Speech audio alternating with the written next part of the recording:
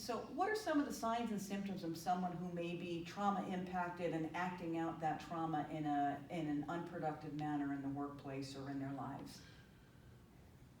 Okay, so some signs and symptoms are really around some of the normal signs of stress, but also some of the that re-experiencing, some of that kind of recreating this problem around it. But I want to kind of just stop for a second and just kind of be clear that because somebody experienced a hurt, a trauma, does not necessarily mean that they are going to be disruptive people.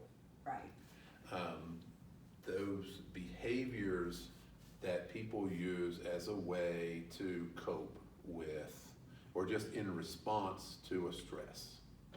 Our brain, I think this is really important. One of the things we learned in the last decade or so is that everybody's brain has got a threat assessment system.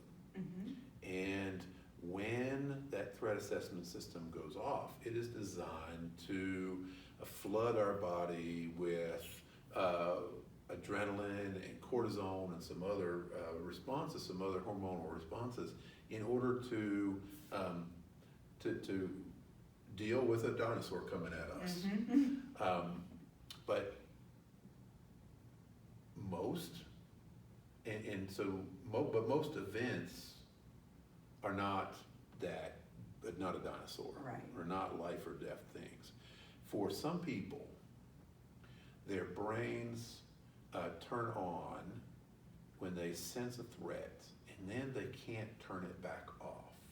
The system is malfunctioning.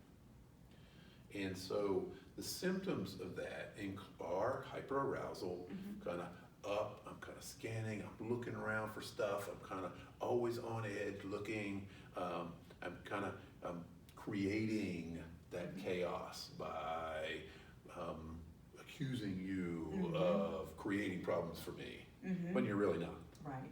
And that's problem behavior in a workplace, right? Absolutely. And so, but what's going on there?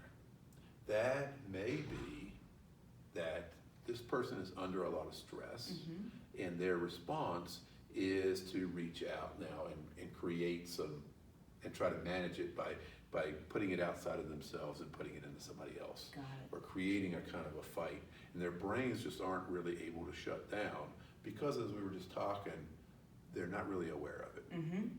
Other things that happen, some people become that hyper-aroused. Some people become hypo-aroused. They withdraw. They avoid. And they kind of slow down and they kind of withdraw. And that's their stress response. And so that becomes kind of a warning sign right there. What's going on here? So in terms of how do we react, the first thing that a trauma-informed organization wants to learn to do is to ask, what happened? Not this question we always have of, what's wrong with you? What's wrong with you? Well, there's nothing wrong with me. We'll tear your head off. Keep asking that question.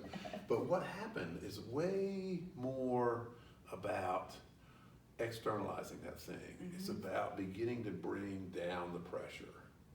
I don't have to protect myself as much, because let me stop and think, I didn't create this. There's nothing wrong with me. Something happened.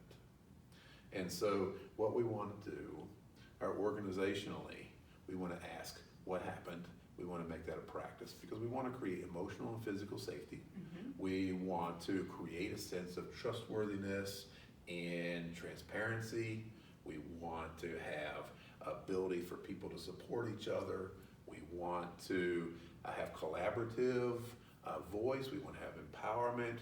And we also want to be aware of all the cultural, gender, historical issues that may be the little t trauma.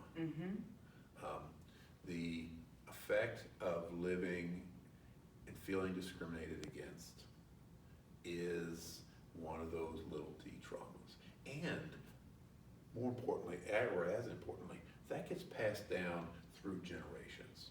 So if we want to stop it, again, We want to be able to validate that it happened. Mhm. We want to acknowledge that something is going on.